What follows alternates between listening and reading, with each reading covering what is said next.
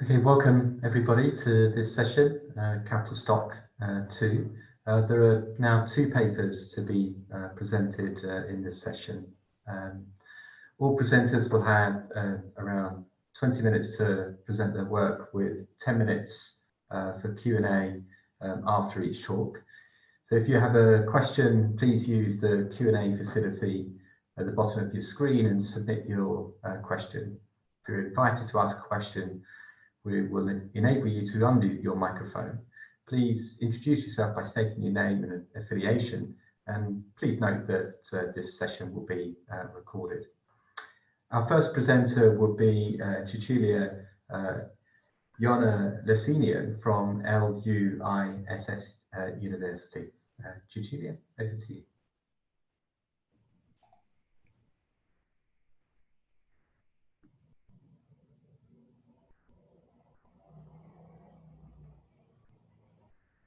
Hello, everybody. Sorry, can you see? Okay. Can you see the screen?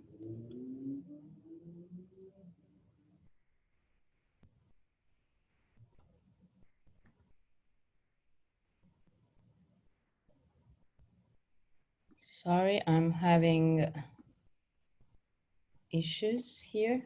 Okay. Okay, so thank you everybody, and I'm going to present this paper with a joint paper together with Carol Corrado, Jonathan Haskel, and Massimiliano Iommi. This is a paper that is really, an attempt to show the relevance of intangible capital on one side, from what concern the conceptual definition of innovation. So how the intangible capital can be relevant for redefining the concept of innovation, and then how these might change the traditional neoclassical KLEMS model, and how this can be relevant also for the exploration of the sources of the productivity slowdown over the recent few years.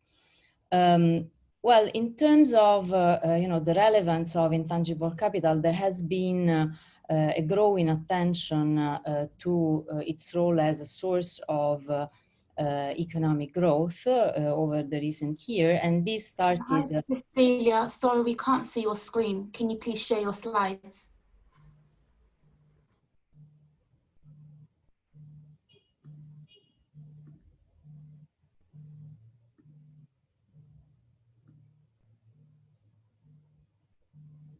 Sorry, so you couldn't see anything until now? Sorry, but this is... Can you see now?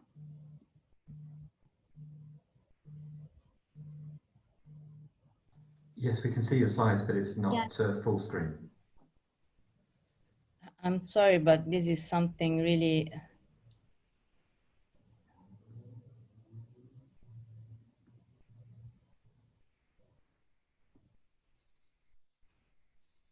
How about now? No, it's still the same. Please try one more time, Cecilia. Should work now. Thank you.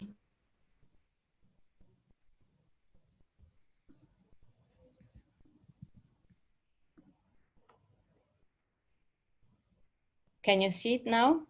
Perfect.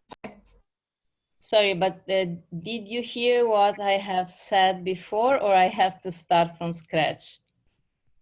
You can carry on. Okay, great. Okay, so as I was saying, this paper is really, about showing and demonstrating how intangible capital can be key, both for what concern, if you want an advancement in the neoclassical theoretical and empirical framework for analyzing the factors of growth, developed by Dale Jorgensen since the beginning, and on the other hand, also for essentially our contribution is essentially on three different areas. The first one is really trying to setting up a model for highlighting the role of knowledge investment and innovation as a source of economic growth. The other one is to use the standard growth accounting decomposition to show how really and quantifying the relevance of intangible capital deepening as a source of economic growth over the last 20 years. And then also how when we start looking at the contribution of intangible capital as a source of growth, how we can start thinking about extending the asset boundaries. And then the third issue that we explore is really to show how knowledge spillovers from investment, either R&D and non-R&D investment, might be really relevant in our understanding of the sources of the slowdown in productivity growth since the global financial crisis. So I will try to show you these three main points, starting from the big issue of measuring intangible investment. As most of you probably know, the attempt of measuring intangible investment starting a long time ago, and we always refer to the seminal paper by Corrado, Alten, and Haskel in 2005, where they essentially proposed this framework for expanding the core concept of business investment in national accounts to include some of the assets that are classified as investment in national accounts, like software at that time. Then there has been the inclusion in recent years of research and development, but then the attempt at that time was to include also those intangible assets that were not classified as investment in national accounts, such as training or brand equity or the organizational capital. Now, there has been over the recent years the research collaboration that is titled by Intanginvest, which essentially is focused on the improvement of measuring for measuring intangibles and on the analysis of intangible assets. In this slide, you can find the link to the website where you can download the reference paper for the methodology for measuring intangible investment, and also the data in the most recent release, that is the one that is used in the analysis that I'm going to show you in this presentation, which dates back to 2018 and which covers the market sector for 20 European countries plus the United States up to 2016. For the detailed methodological information, you can make reference to the paper that is indicated below. Now, before looking at the model that we have developed, it is important to start looking at how relevant might be intangible investment in the European economies as well as in the US. So in this first chart, you can see two different panels. One which is referred to the period before the financial crisis, so 1996-2007, and the other one which instead is the post-financial crisis period, 2008-2016. There are two different types of bars. The dark gray bars refer to the tangible investment shares of GDP, while the light gray bars refers to the intangible investment shares of GDP. Now, just to get the sense of, the dynamics and the trend of investment in intangibles, you can see that essentially the share of intangibles on one side vary considerably across countries over both periods, but essentially they ranges from 6 to 7% to 15 to 16% for the two lowest and highest latter period. Now, the gap between countries that were and are below and above the median in terms of the intangible share did not really narrow over these two period of times. But the interesting evidence here is that at the end, intangible investment shares for all the countries more or less rose or stayed the same over the two periods. So it is as if at the end of the day, the financial crisis didn't affect substantially the extent of intangible investment, as opposed to what instead happened for the tangibles. Now, let's now start taking a look at the sources of growth model that is developed in this paper, and in order to try to make an advancement in terms of the theoretical framework that can be used to explore the linkages between intangible investment, innovation, and productivity. All this framework is, of course, based and make a lot reference to the previous work by Dale Jorgensen and his co-authors. And that has then been used, and it is the base for the framework that has been then developed by Corrado, Alten, and Haskel at that time. Now, let's assume we are going to take a look at the model in a synthetic way. Then if you want to look at more details, of course, in the paper there are many more details. But the model essentially has two sectors. So we have an upstream sector that is the sector actually producing knowledge. And then there is a downstream sector, which is a sector using knowledge. The upstream sector uses takes knowledge, takes freely available concepts or ideas, so takes basic knowledge for free, and then produces finished ideas, or what is called commercial knowledge. That, as you can see, is indicated by NT, and this will be then useful to understand then how intangibles enter into the picture. Now, if we want to summarize more formally this framework, we can write down the following equations that you can see in the screen. So we have essentially two different production functions. One which is the production of NT that, as we said, is the commercial knowledge that is produced via a production function by means of traditional input. So we have the labor and the capital input, and then we have R&T, which is instead the knowledge-based capital.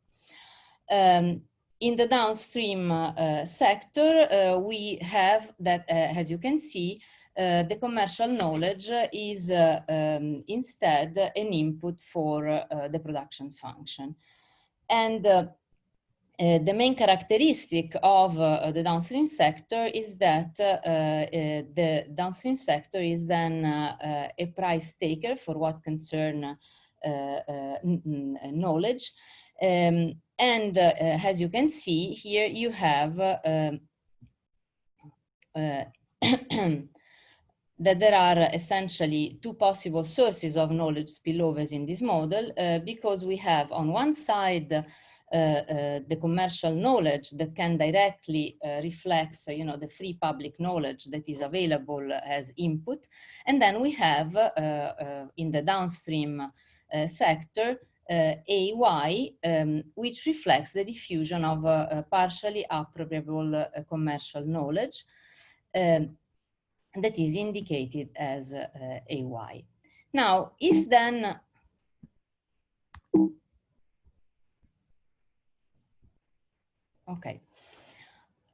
if then we look a little bit more in detail of the concept of innovation that we can refer to, we have to start thinking about how we can interpret innovation in a framework in which we have capitalized intangible assets. So if we start thinking at the traditional GDP without the capitalization of intangible, in a framework where intangibles are not capitalized, the GDP would consist only of the downstream sector output Y. When instead we have the capitalization of intangible, we have an extended concept of investment. So as you can see in the first equation, you have that besides consumption, we have the traditional type of investment that are PII and then PNN that are the intangible investment. Now, by means of a little bit of math and log differentiating this equation using also the previous equations that we have shown, we obtain a sources of growth decomposition where DQ, which is the rate of growth of the output, can be decomposed by essentially the consumption component properly weighted by its own share, and then an expanded investment, which is made by two components. So SIQDI, which is the traditional one, and SNQDN, which refers to the intangible investment. Again, here we can have, we can find ourselves in two different situations. There is a little bit of math that I'm not going to show you in order to avoid an excessive burden of formulas, but essentially we can have a benchmark, let's say, situation in which for a second we do not take into account the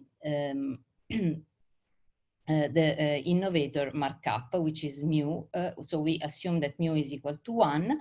And essentially, we have a case that is that can be classified as a competitive innovation.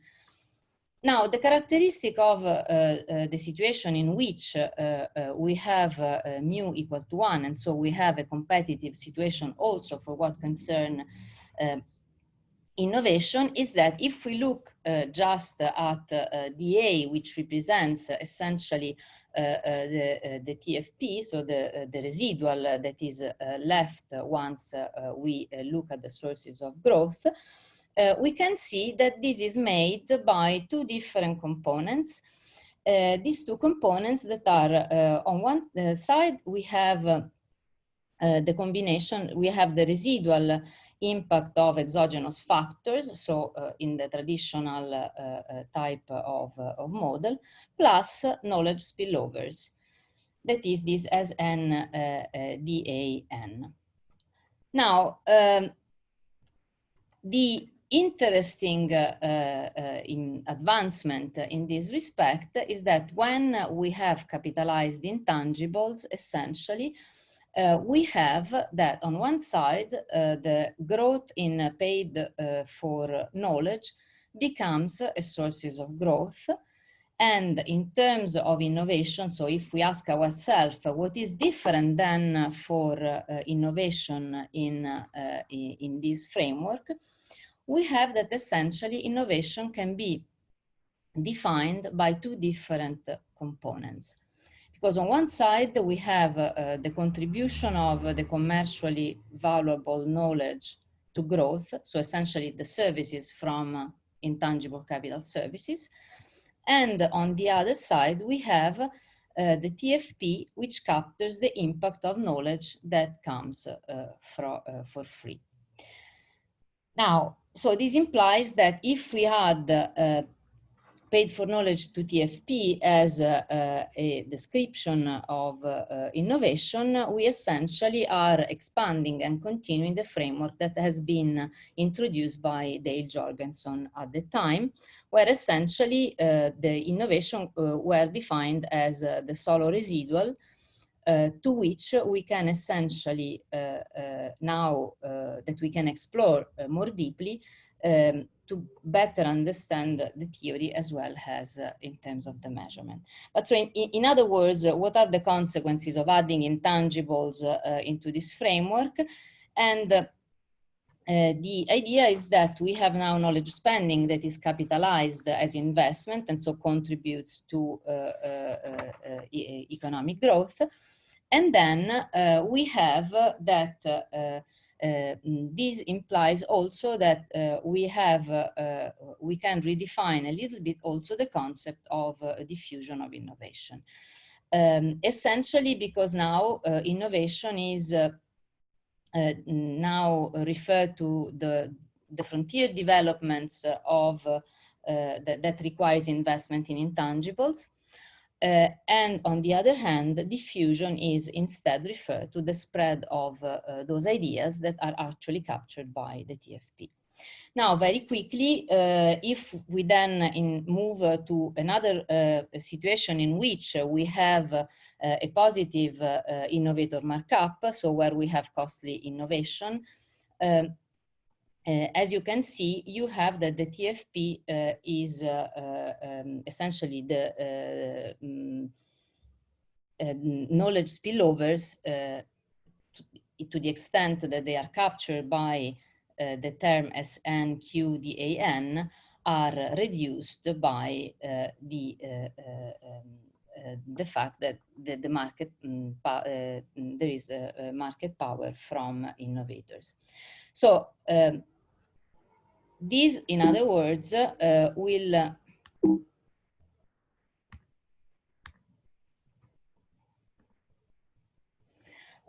put the TFP at the center of the discussion. And so we can find ourselves in a situation in which we have to ask ourselves, well, what happens if we ignore intangibles and so we do not measure them correctly, and so the TFP doesn't really capture the contribution of intangibles and so knowledge spillovers.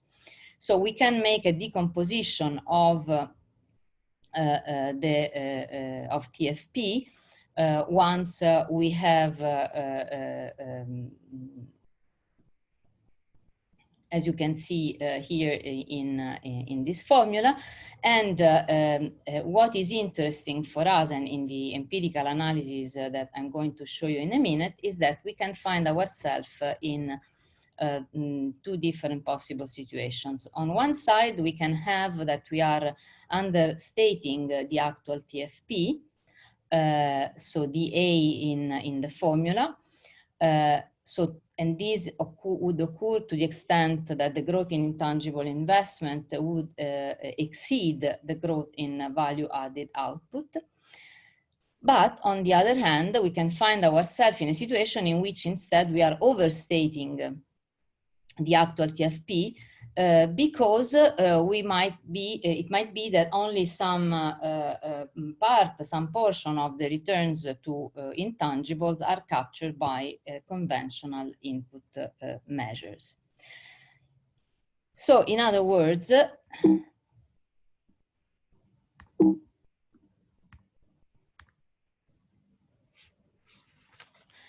so essentially, if we want to use this framework then to contribute to the discussion about the possible factors that are driving the current productivity slowdown, so the current slowdown in measured productivity,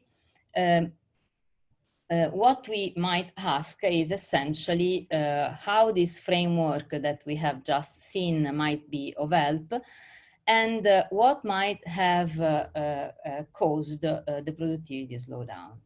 Now, if you consider that the productivity might be mismeasured just because of uncounted intangibles, we have to take into account mainly two different aspects.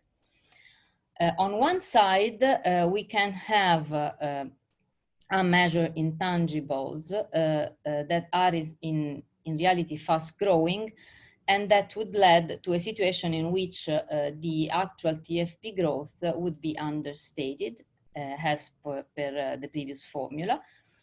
Or on the other hand, we can find ourselves in a situation in which unmeasured intangibles are growing only slightly faster than conventional value-added inputs, but they have a very large share, and thus this should boost measured TFP. Now, why this is interesting for us? Because there is recent work by Eric Brynjolfsson, Rock and Syverson that suggested that the introduction and the rise of artificial intelligence in the recent years might be an example of bias to current measures of TFP. So in other words, we can have that the artificial intelligence investment are eventually fast growing and missing. And this would be one of the reason why the slowdown might be eventually only temporary, because when the returns to artificial intelligence will be apparent, then we will observe a different trend in productivity. So we have tried to produce some evidence in this respect, starting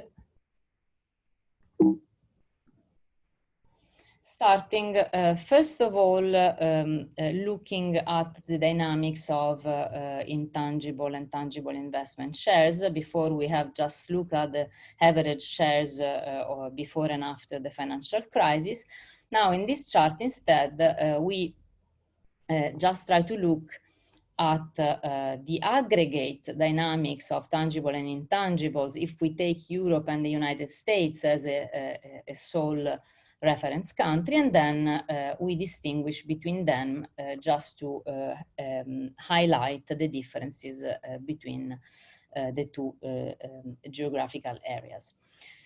So in the upper chart, as you can see, the intangible shares are represented by the dark continued line, while the tangible is the dotted one. So as you can see, overall, we observe over the entire period, independently from the financial crisis, a steady increase of the intangible shares, while we observe a steady decrease of the tangible shares. If we then take a closer look at the two areas, we can see that on the left-hand side we have the European figures, while on the right-hand side we have the US.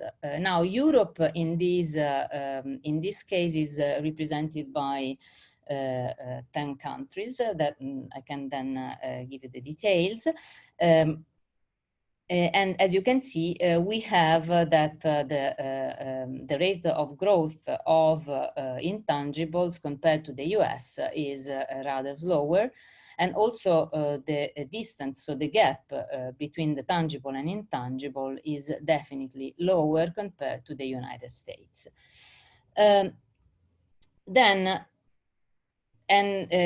Another issue here is that there is a slight decrease over the most recent years for which the data are available in the intangible share for the US, but this is entirely driven by a reduction in mineral exploration. So it's not related to the non-R&D intangibles, so let's say non-national accounts intangibles. Cecilia, I'm sorry to interrupt you. I've been asked to tell you that you have 5 minutes left. Okay, thank you. I'm almost done. Okay, now, so if then we try to go in the direction suggested by Brynjolfsson and co-authors, and we try to take a look also at the same time at the indicators of artificial intelligence product development, that unfortunately are not available as such with comparable indicators for Europe, we have the following picture. So in this chart, you can see two different components of artificial intelligence that are computer design and consulting services, and then the expenditure in computer equipment, software, and data processing R&D. Now, The estimates for what concern Europe, so as you can see in the US, this has an entirely growing trend.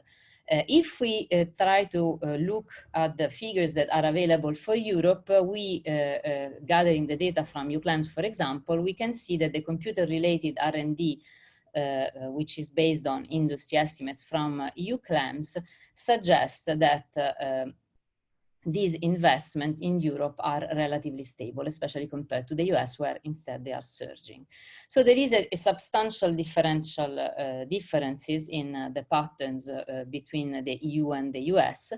And this is true when we look at the productivity comparison, but it is true also if we look at the components of the ICT investment rates, where we find that there is, of course, a stronger and increasing dynamics. Now, if we apply the sources of growth model to Europe and the United States, we try to make an analysis, a comparative analysis between the two periods before and after the financial crisis. This is the picture that we get, where, in other words, the main difference is that here the dark bars refer to the pre-crisis period, the lighter bars refer to the post-financial crisis period. Here we have that in Europe, we have that after the financial crisis, we have a significant slowdown in the TFP that is not instead observed in the United States. There in the slide, you can find also some of the figures. But overall, if we want to try to make an assessment of the slowdown, over the two periods, we have that essentially the slowdown in TFP would be 1 percentage point per year in Europe and 0.63% in the United States. Now, and very lastly, trying to better disentangle the driver of the productivity slowdown in both geographical areas, we can try to identify the role of intangible in terms of explaining part of the TFP dynamic. And as you can see in this chart, coherently with a previous result that is provided in a paper by Carol, Jonathan, and myself in 2017, where we found, by means of an econometric model, a positive correlation between TFP and capital services growth, consistently with the idea of spillovers from intangibles. If we then make a plot, as it is in this chart, with most recent data, because the data in our 2017 paper were dated back to 2014, we get that essentially this relationship, this positive relationship between TFP growth and intangible capital services growth is persistent. Now, if then we try and apply the same coefficient that we have applied at the time, we find that essentially the slowdown in intangible capital services between these two periods can account for nearly all of the slowdown in productivity in the United States and 1/3 of the decline of TFP in Europe. Now, to conclude, so what we have done in this paper is essentially tried to look at the role of intangibles in a sources of growth framework, providing an advancement in terms of modeling it, and then also providing some empirical evidence.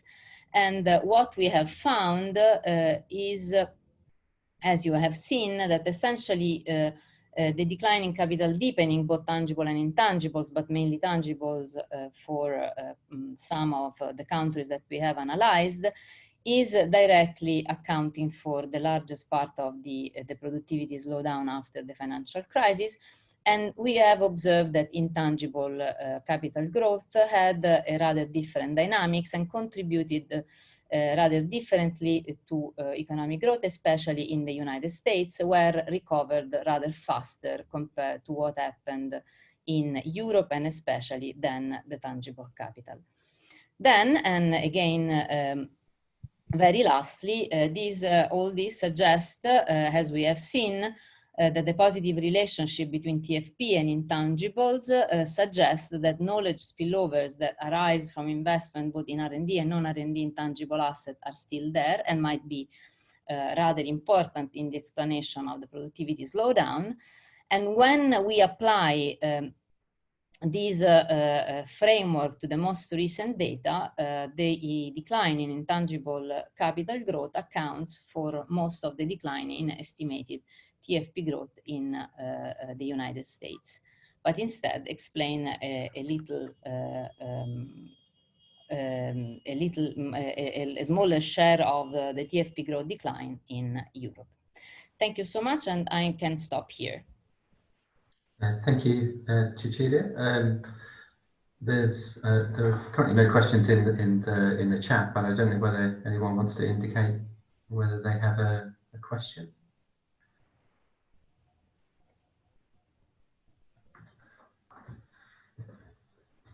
Okay, it appears not. In which case, thank you, Cecilia, and I'm sure there'll be an opportunity to ask questions and provide comments to Cecilia.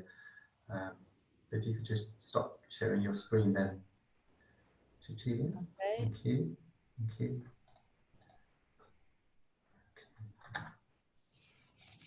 Just share mine.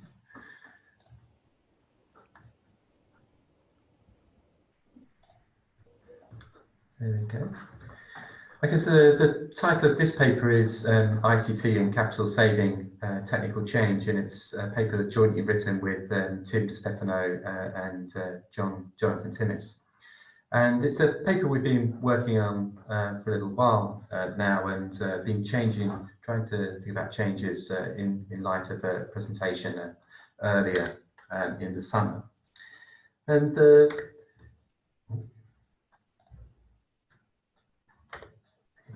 the idea for this paper came from the economic history literature on general purpose technologies. And as you probably know, these technologies make large scale transformations to the economy that can take many decades to complete. And they contribute multi-factor productivity gains that include those from reducing the amount of capital required for production. They change the way that firms are organized, and they can transform the location of production. And one interesting example from the interaction of this capital bias technical change and organization change that impacted the location of production is found in the works of Devine in 1983 and David, the 1990-1991 papers for electricity. And they document how 40 years after Edison's invention, electrification eventually led to a transformation from what is known as group drive to unit drive transmission within manufacturing. And this change was from a single power source running all of the machinery in the factory to each machine having its own power source. And this meant that firms were no longer tethered to rivers as a power source, and so they became more footloose. And as the transmission used to power the factory also no longer needed to be hung from the roof, it also changed the shape, the layout and materials used to construct factories, and they no longer needed to be solid brick-built buildings, and instead could be constructed from lighter materials with glass in the roofs. And this reduced the capital requirement for factories. It was capital saving. The effect on the location of factories follow from the interaction of this technological change on capital with the organisation changes that it also created. So as a result of this switch to unit drive transmission, managers also began experimenting with the way that production was organised in the factory. And it was found that the most productive designs allowed the free flow of inputs through the factory. And this increased the footprints of the factory that became larger. And as firms were no longer tethered to rivers as a power source and required factories with reduced building capital, but larger footprint, economic activity spread in order to access the greater land needed for these newly organised factories. And so what we wanted to do in this paper is to examine whether such effects might also occur for IT, whether capital bias combined with organisation change might also affect the location of production. When thinking about the economic geography effects of IT, the natural starting point for much of the literature has been the fact that IT allows for the greater separation of the production, storage, analysis and application of information, which it has been argued could disperse the task being undertaken by the firm. And there is a small economic geography literature that show that IT has these sorts of effects. We felt, however, that this ignored the insights that came from the economic history literature, and in particular those effects of capital bias, technical change. We're not the first to recognise this, but we are the first attempt to try to formalise it. So in this 2005 paper by David and Wright, they compare IT to historic general purpose technologies. And the majority of that paper discusses the large literature about measuring the productivity effects of IT on skill bias technical change and on the organisational changes that often go alongside IT adoption. But right at the end of the paper, they raise this possibility of capital bias. And while they don't have any formal evidence for this, the way that they suggest it might occur is summarised by that quote from the paper. So IT allows more activity to be squeezed into a smaller amount of space, which obviously contrasts with the effect of capital bias for electricity. And of course, we're all familiar with concepts such as open plan offices, hot desking, flexible working, which are similar terms. So that mechanism hasn't been investigated before, and what we want to do is see how those two effects, the freedoms offered by IT and that squeezing space effect, play out to affect the spatial distribution of production. So what we're going to do is then focus on three questions. So is ICT associated with changes in the use of building capital? And if so, how large is that effect? And then finally, does ICT affect how economic activity is concentrated? And so to do that, we're going to use some regional data on measures of building capital in the UK. And these are going to be at the local authority level. And I'll talk a little bit more about the data in a couple of slides' time.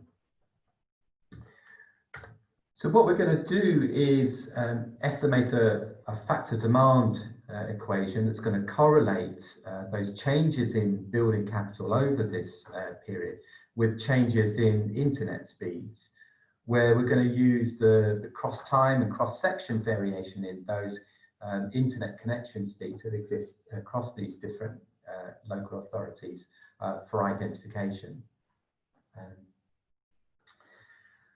We of course worry about endogeneity bias, so broadband speeds are not going to be random, and the main concern here is going to be fixed regional factors. You know, the fact London has been a centre of commerce for a couple of thousand years, contains lots of people and businesses, and has received lots of investment in infrastructure for the internet. And we're going to remove these by differencing the data, because the effects of capital bias are likely to take a long time to appear. We're going to do this over the full 18-year time period, so we end up with a long difference regression. We're also going to worry about the effects of the global financial crisis across regions, whether they have differential effects, and also whether there are differences in trends that are associated with initial characteristics, and we'll also control for those. And those are not going to be the the only forms of endogeneity bias, and I've listed two more on the slide here, but I'll only speak about the first of these. So over this time period, it's also true that cities in the UK have become much more popular places to live, in part driven by faster internet speeds, but also because of other amenities and the attractiveness of the city that we can't observe. And this will have affected the competition for land, affecting land prices, and which could encourage some firms to relocate. And from this we can infer that our ONS estimates are likely to be biased in a positive direction, and therefore we're likely to underestimate the capital bias effects of IT. And I'll show you results that try to deal with this, firstly using a falsification test, but also some microdata and then an instrumental variable approach based on that microdata.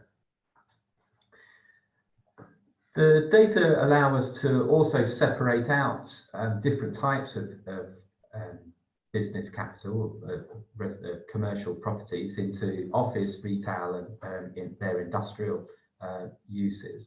And we're expecting the strongest effects of capital bias to be there for office. And so I'll show you results which are disaggregated as well.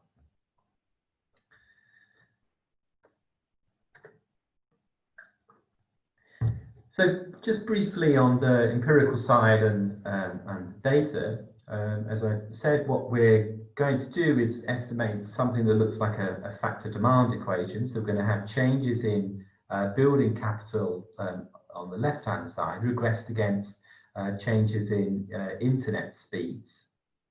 And then we're going to also condition that on, so in a factor demand setup, so conditional on measures of price changes and of output changes. And then we'll also control for initial agglomeration size and wealth in case there are permanent difference in trends that are correlated with those.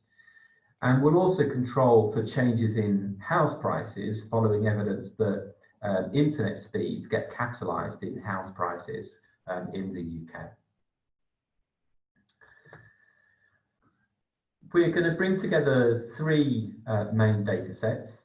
Firstly, from data which is going to measure these business properties, or herediments as they're called, which is data from the VOA.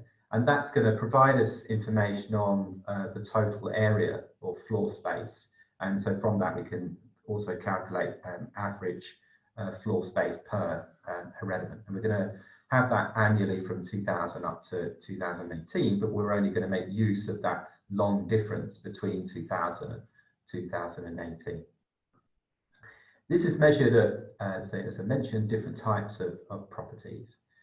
We're also going to have some microdata, but there's going to be, this microdata is only available at 2 points in time, 2010 and 2017. So we're going to have the change over that shorter time period. And a disadvantage of that data is that we can't separate out these different types of properties within that. Our measures of employment and sales is going to be the microdata from the ONS, which we're then going to aggregate upwards to the local authority level. And our broadband speed data, the internet speed data, is going to come from Ofcom. Again, this is going to be a measure at the postcode level, so we can then merge it with our microdata. But for most of the results that I show you, these are aggregated up to the local authority level. So the main set of results are contained in this this table here. Sorry. And so there are 6 regressions in this table. The first of them is a levels regression, so just regresses the level of floor space by those different types, office, retail, and industrial, within a local authority against the level of the broadband speed in that region. whereas all of the remaining regressions use the change, those long difference regressions. And not surprisingly, we find in those level regression, there's a positive correlation between broadband speeds and the floor space, the building capital in those regions, as we might expect. But you can see that the results change quite dramatically when we take the long difference, so those changes over that nearly 20-year time period. And that confirms the positive bias that we would expect from not taking into account those regional, those time invariant regional factors. The fact the coefficient is negative suggests that it is consistent with that idea about capital bias. And this is the logged version of internet speeds. But when we don't log it, the coefficient suggests that a 1 megabyte per second increase in speeds reduces building capital by 0.3%.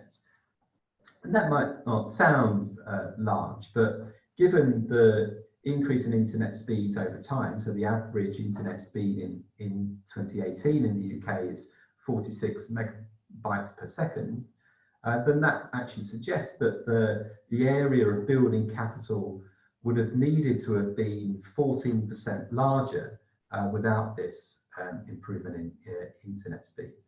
And to put that number in perspective, 14% is 72 million meters squared of building capital compared to the 2018 value. So it suggests that this effect is economically important. We can separate out and consider whether those effects are on different types of building capital. And most of the motivation that comes from that David and Wright paper talks about office space. And this is where we do find the strongest effects. We find relatively weak effects on retail. So it's not to say that the internet hasn't transformed retail, just that it hasn't reduced the amount of size, the size of retail space within the UK.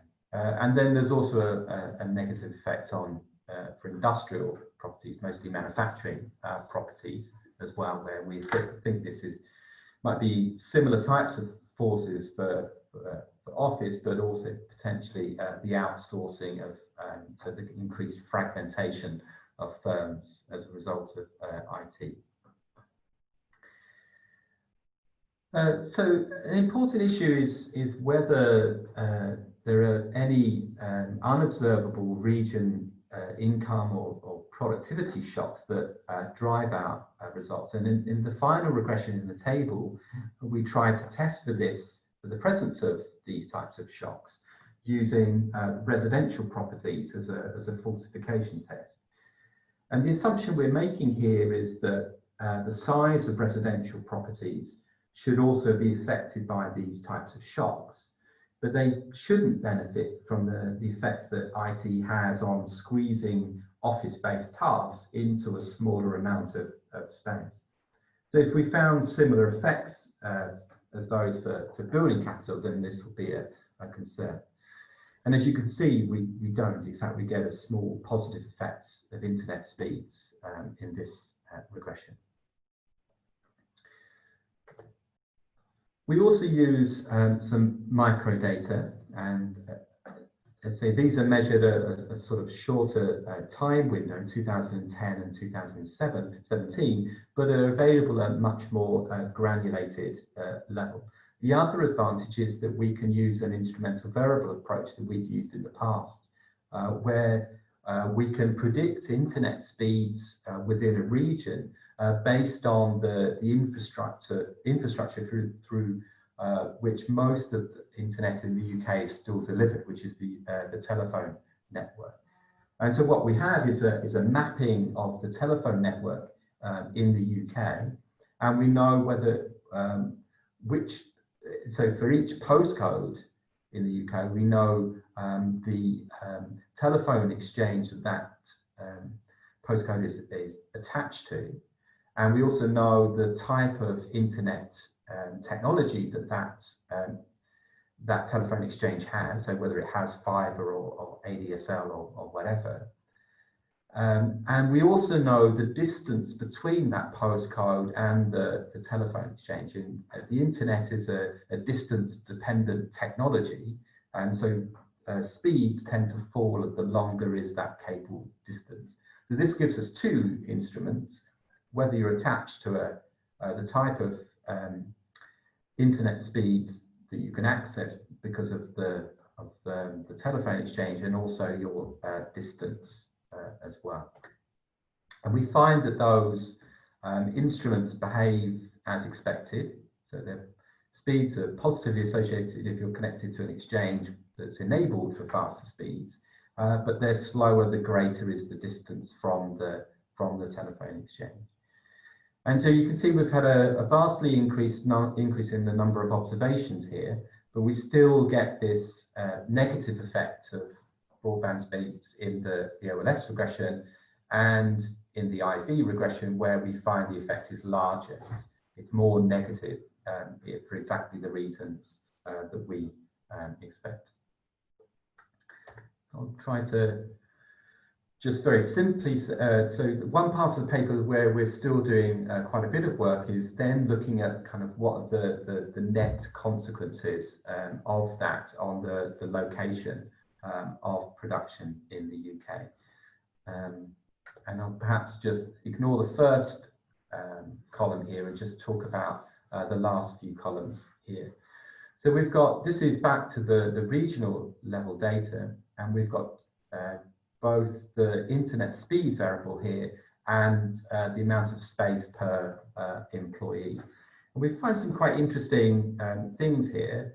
So we find that internet speeds actually seem to have a negative effect on the number of firms or employment or output in UK regions. So that's not really consistent with our idea about dispersing economic activity. But what we do find is that we continue to find this negative effect from the amount of space per employee. So as the amount of space per employee shrinks as a consequence of IT, then this should be a force towards agglomeration. And this is what we're finding. This seems to be, to the extent there has been agglomeration in the UK, it actually seems to be coming primarily from this capital bias effect. Okay, so just very quickly, so in this paper we try to understand whether ICT is like previous general purpose technologies in that it's capital saving, but by squeezing space. And then we've also begun to look at this idea about the agglomeration, the location of production effects within that. Okay, so I'll finish there. I don't know whether there are any. Okay, thank you, Richard, and thank you for being perfectly on time.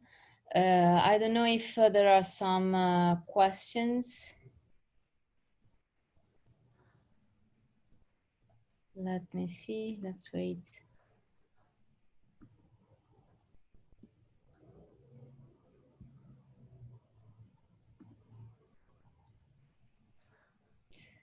It seems we do not have questions. Well, there seems to be one from Bill Martin. Oh yeah, no, sorry. You can see that? Yes, so there's a question from Bill about... My bad typing, sorry.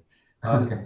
Fascinating paper. I just, the query that came to my mind is how good a proxy do you think internet speeds are for ICT technological change? Obviously, we've gone from single core to multi-core computers, and we have vastly more content, and we have different platforms. Do you think that it's a very good proxy, or have you looked at that at all?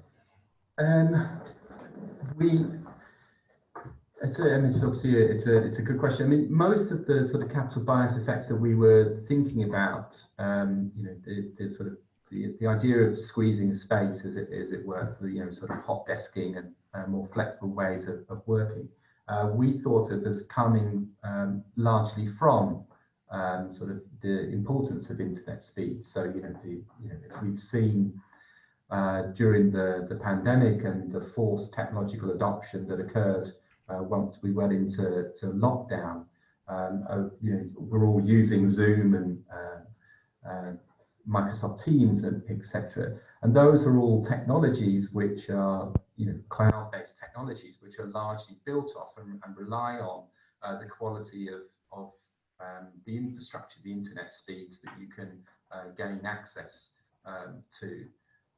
So that was the reason that we started with and started looking at internet speeds itself. I mean, the results are relatively robust to measures of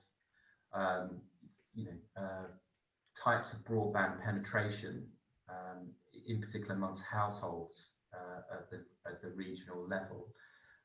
They're not so robust to when you start to use measures such as the number of PCs per employee. But there was some OECD work which showed that actually those types of measures actually started to fall following the introduction of cloud-based technologies, so Amazon Web Services, etc., around 2010. So it seems to be that people are, or firms are, switching out of owning their own forms of IT capital towards renting that capital largely as a service, and therefore that's not being picked up properly within measures of the size of the IT capital stock in the UK. So that's part of the reason we went down the route of looking at internet speeds. Thank you. I had a question for Cecilia, if that's possible. Yes, sure. I saw that there were other questions for Richard. I don't know if we want to conclude the questions for him and then eventually we might go. Okay, I'll give way. No, we can finish with Bill and then we can unmute him. So Bill can answer his question to Cecilia, then we'll move on. Ah, okay. So please go ahead. Sorry.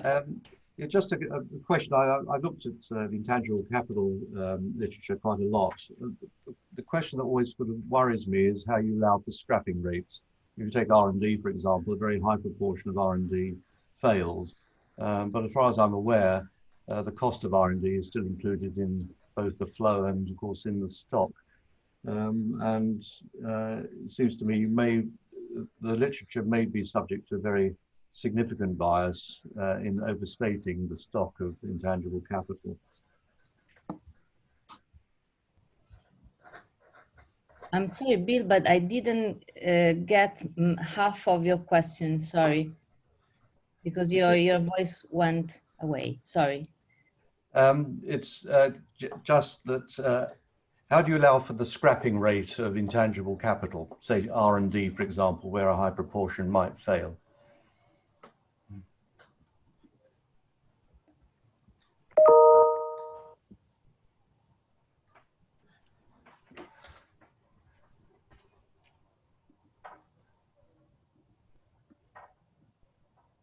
Has it all gone?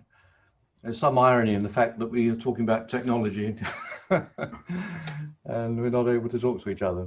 I'll give way. Let's go back to Richard.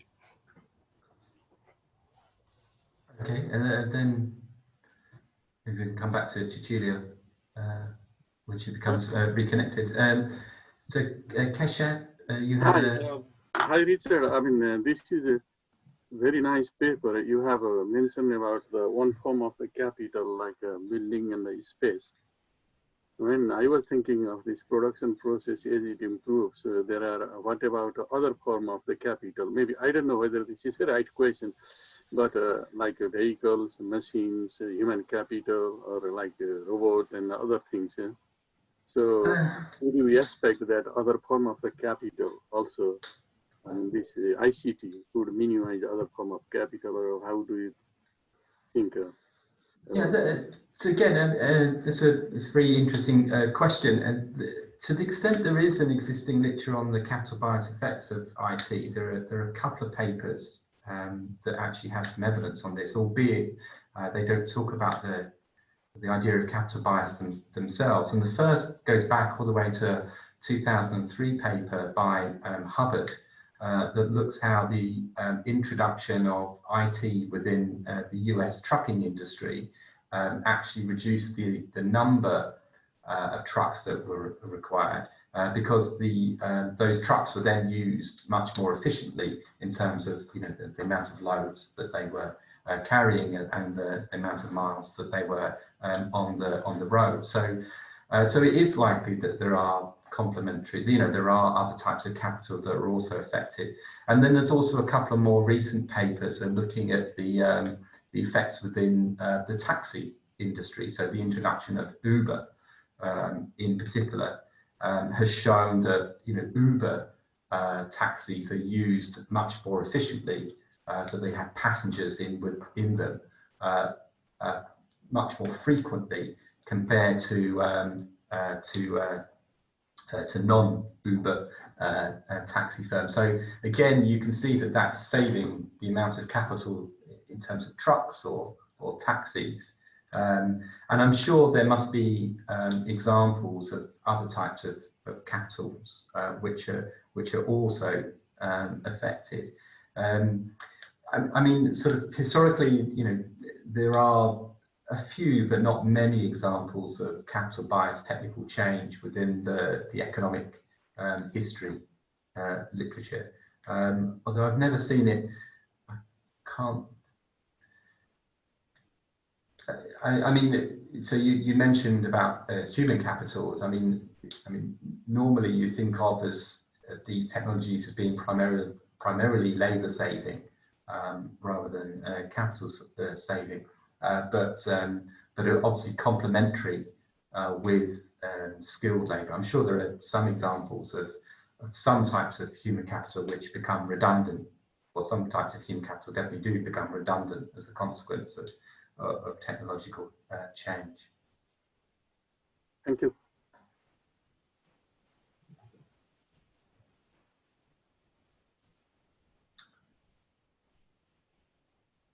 Okay, and then there's another question by Josh Martin. Hi, Josh. Hi, Richard.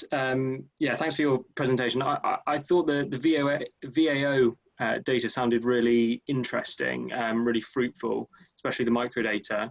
I was wondering if you just say a little bit more about the data and if you know anyone else who's working with it. I was, thinking, can we link this to sort of business microdata, survey data, and potentially that opens up a lot of possibilities? I'm not aware of anyone else using the data. I mean, at the moment, those data sets have been made publicly available through the ONS website. We'd love to be able to link it with other types of microdata. In particular, I guess a really interesting question that you could look at is whether some of the changes that we're picking up, for example, is due to changes in the industrial composition. So is it the case that this reshuffling of within the VOA data, these are if a retail unit on the high street changes from a bank to a coffee shop or then there would be no change in our data, whereas unless it moves out into it becomes an office or an industrial property, or it's converted to residential properties. But it would be very interesting to know whether how much of this change is really is it the case that coffee shops just need fewer people than banks, and therefore that's the reason we're finding some effect for retail, for example. But if there were opportunities there, I'd be very interested in taking those up. Yeah, thanks. Perhaps I'll be in touch. Okay, thank you.